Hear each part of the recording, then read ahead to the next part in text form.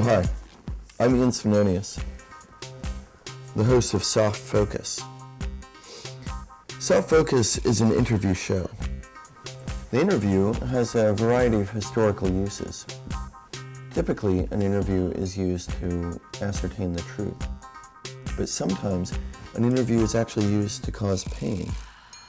In a torture chamber, for example, the interview is an exercise in sadistic cruelty and no truth is actually being sought.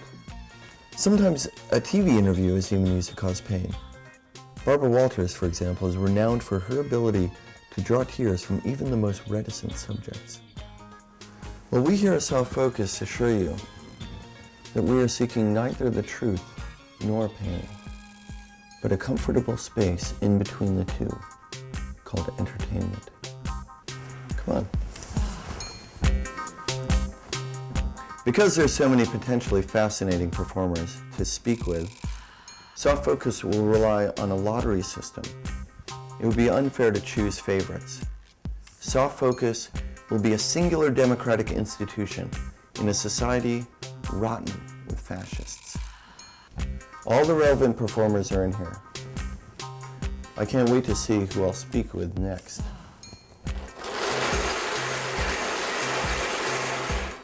My next guest will be Ian MacKaye. Ian MacKaye, best known as the voice of The Evens, Fugazi, Minor Threat. He also runs Discord Records. In fact, Ian MacKaye's radical challenge to corporate hegemony has been compared to the Visigoths storming the Roman Empire. I can't wait to speak with him.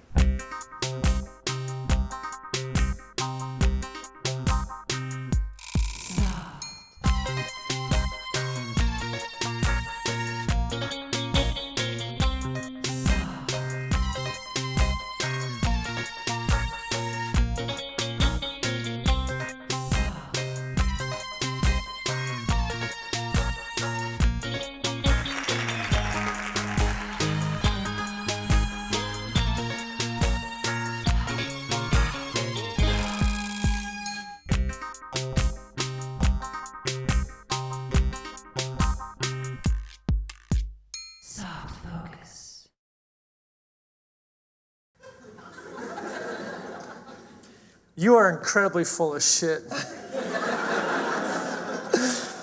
But it is true, isn't it? You were kind of you struck at the jugular of the entertainment industry, and in a sense, you helped spawn this kind of an alternative universe, and that's now being historicized rampantly in a kind of nostalgia campaign about American hardcore. But it really was a phenomena, and different labels started, and they challenged the entertainment industry. And at the time, the entertainment industry didn't understand what to do with them, because, I don't know. What do you think of that? Well, it's an interesting premise, but I have to say that your theory gives too much credit to the entertainment industry. I mean, I think that as kids growing up, again, anytime, they inherit a certain sort of like reality, and they say, well, here's reality. And I think kids are always like, well, I reject this reality. I don't want us to do this. I want to do something different. From our point of view, and when I say us, I'm just talking about the kids in Washington, D.C. in the early 80s, and I think there were kids all around, and I think there still are kids today. We just thought, well, we're just going to make our own bands because no one gives a damn about us. We weren't thinking like, let's slay the dragon of the entertainment industry. We actually didn't really give a damn about them.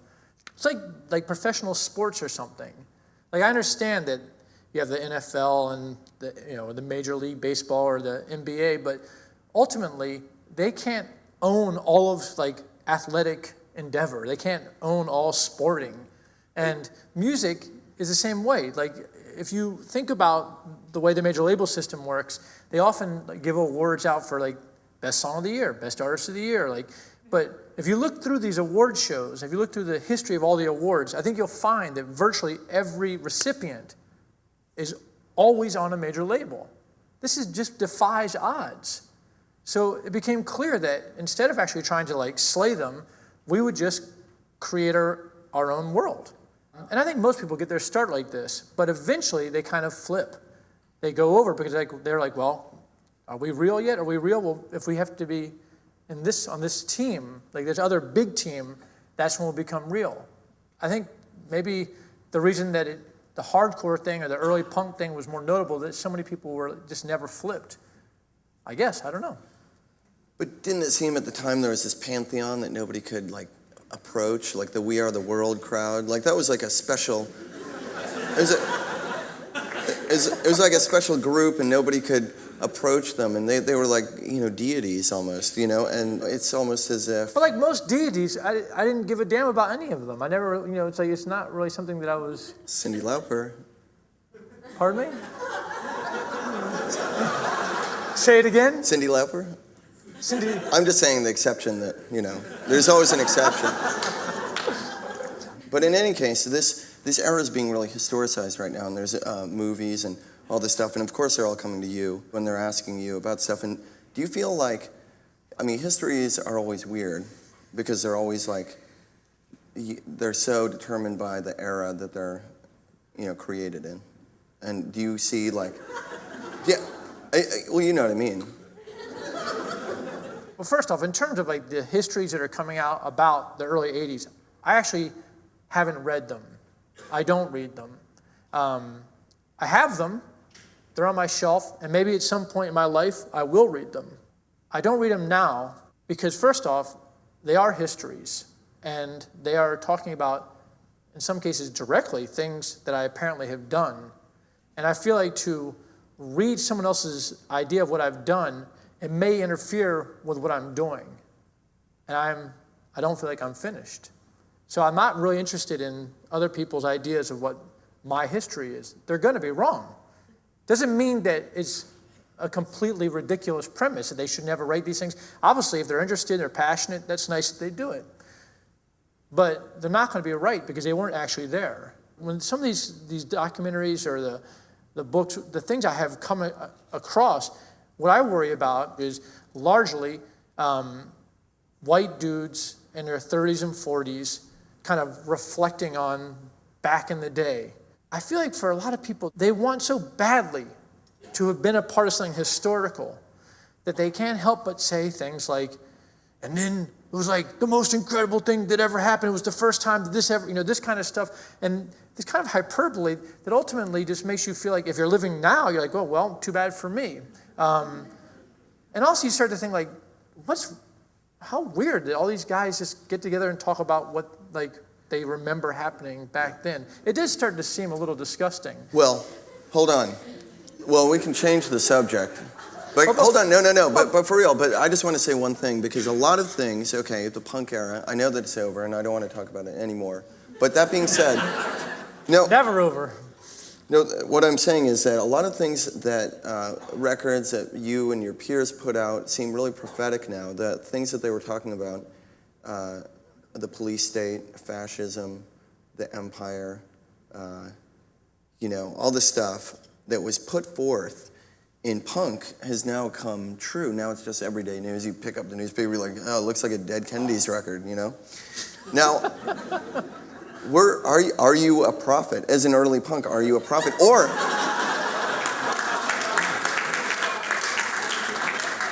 Or did those negative thought waves actually create the society that we live in? Is it just these are the two choices I have? How about this? It's a continuing crisis. It was here long before we arrived. It'll be here after we leave. We were just the commentators. That's true. And some of us still are. All right, do you have any questions for me? I do. But now I forget what we were talking about. Hold on. Oh, you prepared. I did, but... Oh. This is something I wanted to talk to you about. Bertolt Brecht tried to pitch a script to Hollywood that was called Bread. And the idea was the capitalists can't make bread because if you're always cutting costs and if all you care about is growth and GNP, you're necessarily going to make bad bread. So it's basically a capitalist who goes to a baker and is like, I need the recipe for your bread. And she's like, well, you can't make good bread because you're a capitalist. And do you agree with this? Or does that apply? I don't know. I actually don't know. It's a matter of, it's proven. There's so much horrible bread. It's true. That's why I remembered that, because it was like, yeah. I have to tell you,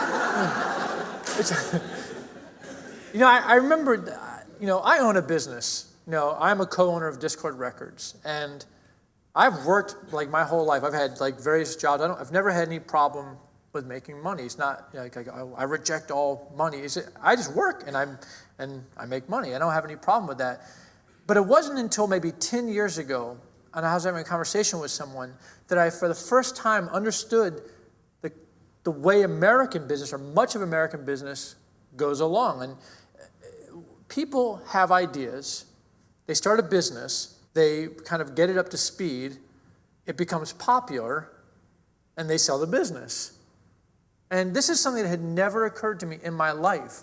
So it wasn't until I was in my mid-30s that it occurred to me that this was a practice. My idea was, if you're a baker and you make good bread and people like your bread, then you keep making bread. It just seems so clear to me. But of course, capitalists make terrible bread, because they just brand it. It's just gone. If you look at many record labels today, like Discord started, I think last December was our 25th anniversary. And we started, our idea was to sort of document like this music scene in Washington, D.C. And at the time, we assumed that other labels around the country that were springing up, these sort of what we considered peer labels, they were also going to document their scenes.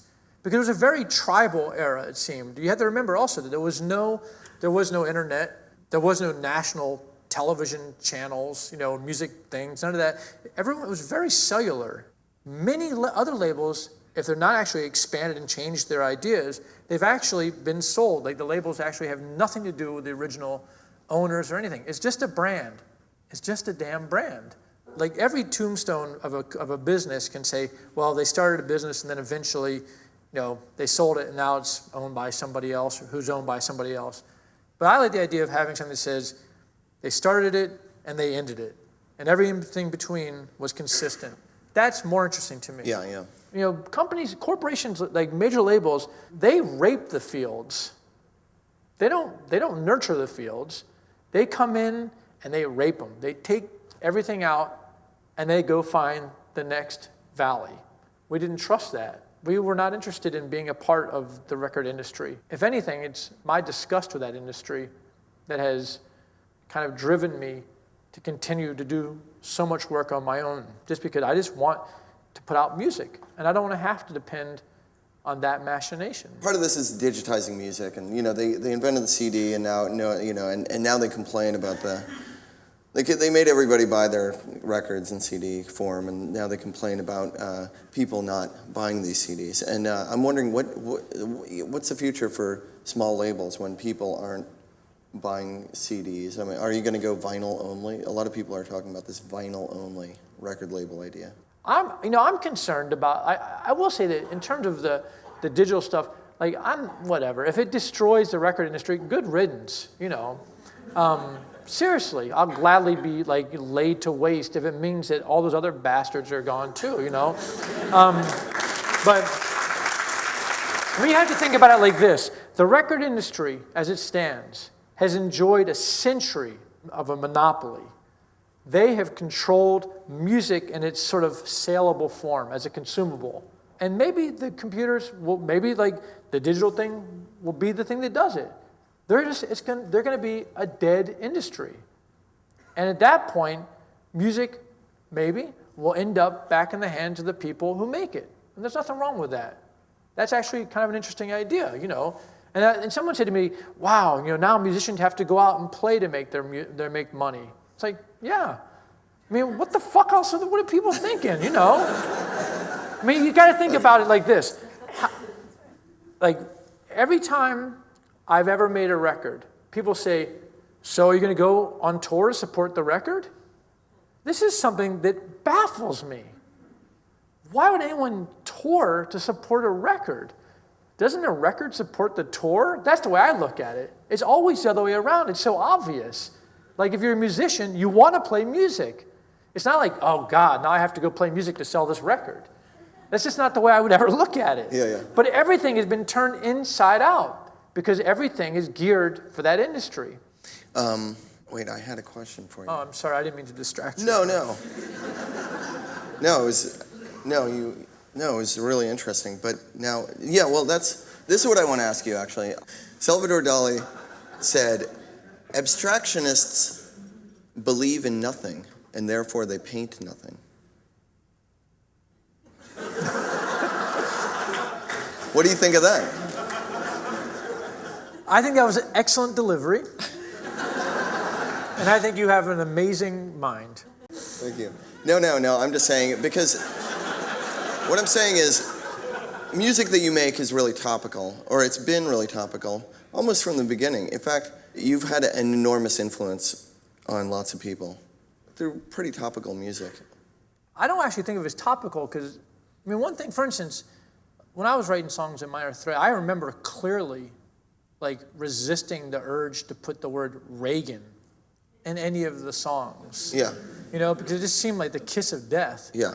You know, because like if you have a song called Fuck Reagan, then it's like, at some point people are like, who is he talking about? Like, what's... Yeah. But actually, it's like the continuing crisis concept. I think I recognized, like, you know, I was just a human being. And I was just, you know, writing about things that I think people will always feel because I felt them. I feel pretty connected to everybody, you know.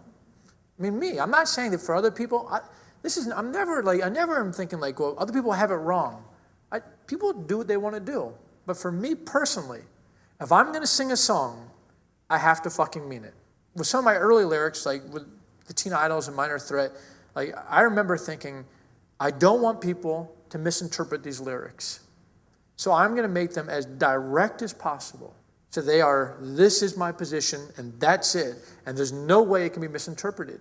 What I did not take into account, that was when by simplifying things that way, I essentially turned them into sort of tools that anyone could use for their own devices. There was no engagement. They were finished ideas. And as finished ideas, they could be used for good or for bad or for nothing. So then later, as I engaged with lyrics, I thought, well, don't make it so easy. Don't give them finished ideas. Try to make fabric. Try to make something like material that then people have to engage in if they want to. And then maybe they can make something constructive out of it. That leads to my next question, which is like, do you feel a kind of responsibility? Because I feel like all these kids, you know, come of age and they buy records that you've made, and you've been in several bands that have become sort of a canon.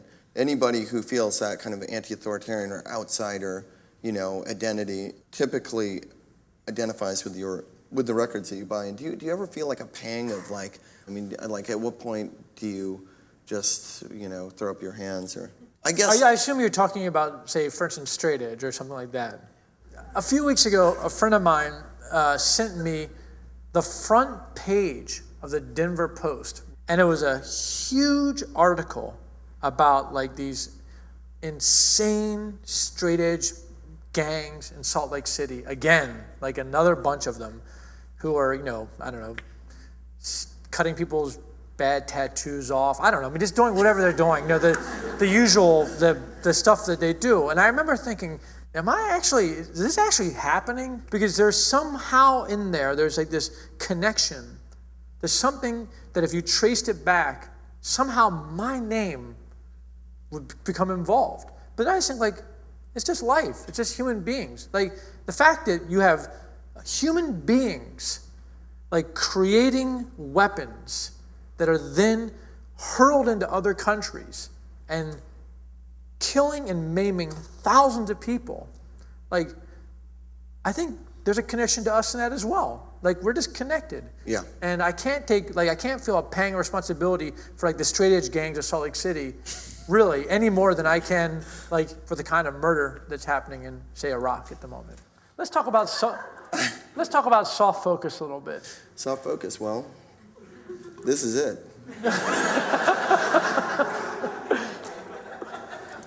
What's the concept here? I think maybe the concept is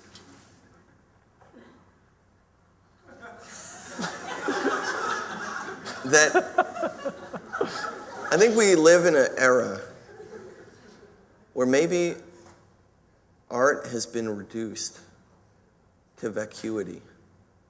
And maybe by inviting some of the most dynamic performers of this era, and really any era, we can help to kind of reinvigorate art's mission to transform the culture. What do you think?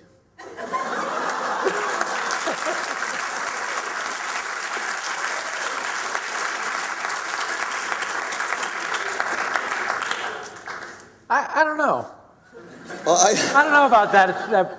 Like, this is a good example. Like, for example, you're putting out a new record. It's coming out in a month. We haven't even talked about that.